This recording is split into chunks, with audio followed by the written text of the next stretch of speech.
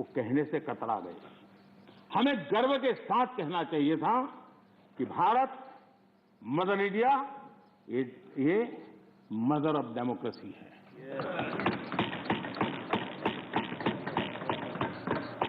Democracy, debate, ये भारत में सदियों से चल रहा है। और कांग्रेस की कठिनाई ये है, डायनेस्टी के आगे उन्होंने कुछ सोचा ही नहीं, जो उनकी परेशानी है।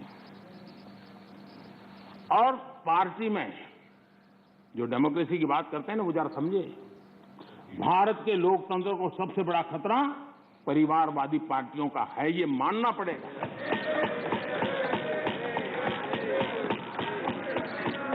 और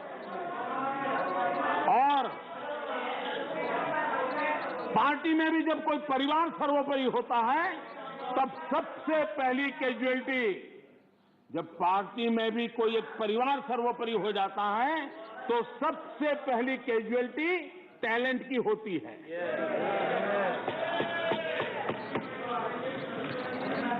देश ने अरसे तक इस सोच का बहुत नुकसान उठाया है।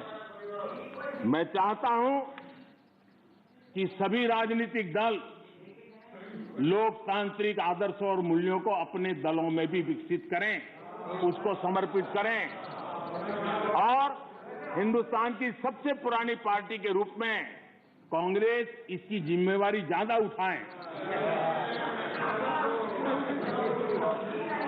आदरणीय सभापति जी, यहां पर यह कहा गया कि कांग्रेस न होती तो क्या होता।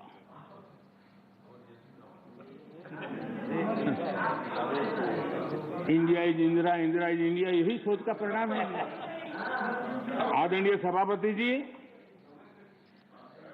मैं जरा बताना चाहता हूं, ये कहा गया है, मैं सोच रहा हूं कि कांग्रेस ना होती तो क्या होता, क्योंकि महात्मा गांधी की इच्छा थी।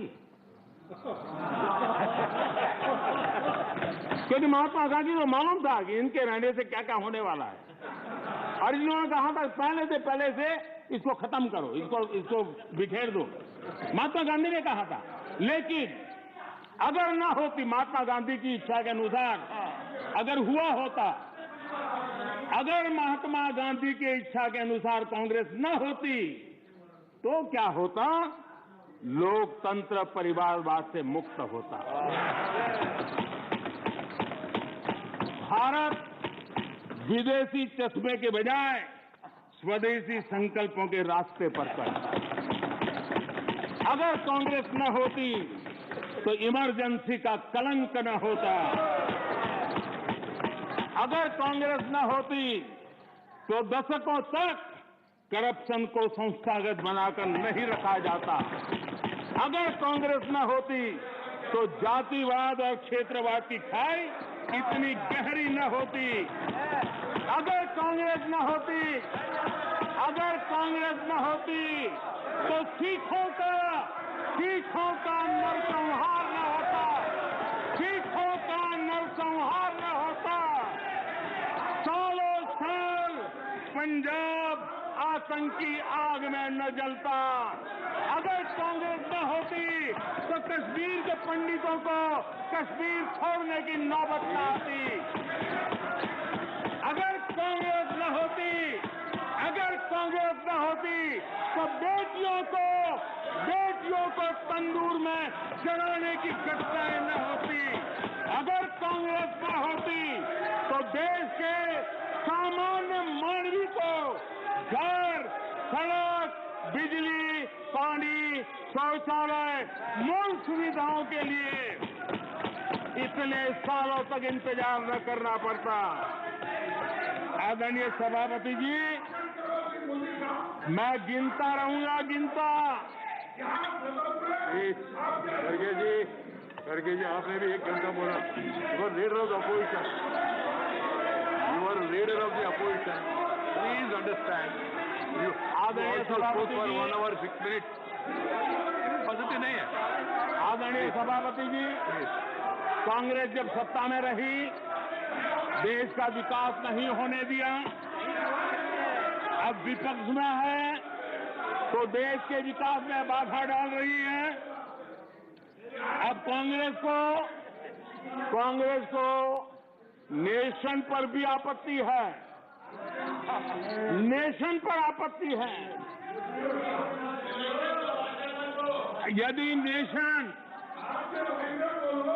यदि नेशन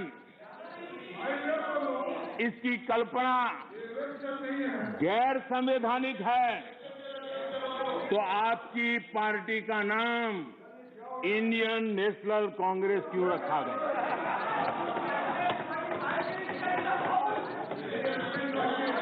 अब आपकी ये नई सोच आई है तो इंडियन नेशनल कांग्रेस नाम बदल दीजिए और आप फेडरेशन ऑफ कांग्रेस कर दीजिए। अपने पूर्वजों की गलती जरा सुधार दीजिए।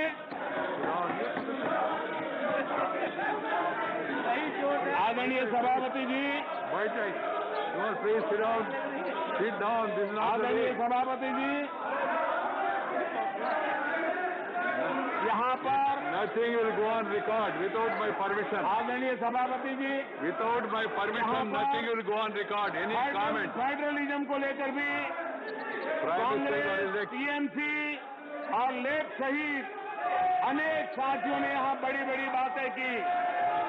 जरूरी भी है क्योंकि ये राज्यों के वरिष्ठ नेताओं का ये सदन है, लेकिन सभी साथियों को आदरणीय सभापति जी,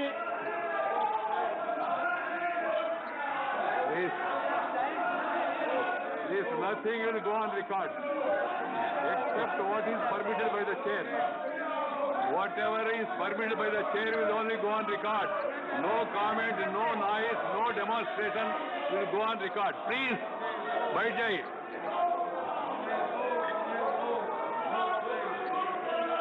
Please.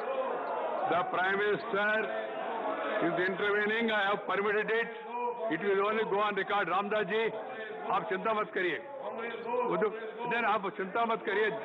जो जाना है वो जाएगा. आप क्यों चिंता करते हैं? प्रधानमंत्री जी, yes. That is your comment, na? So let the people decide. Why when we speak, we don't bother about all this. धन्यवाद आदरणीय सभापति जी। लोकतंत्र में सिर्फ सुनाना ही नहीं होता है, सुनना भी लोकतंत्र का हिस्सा है। लेकिन सालों तक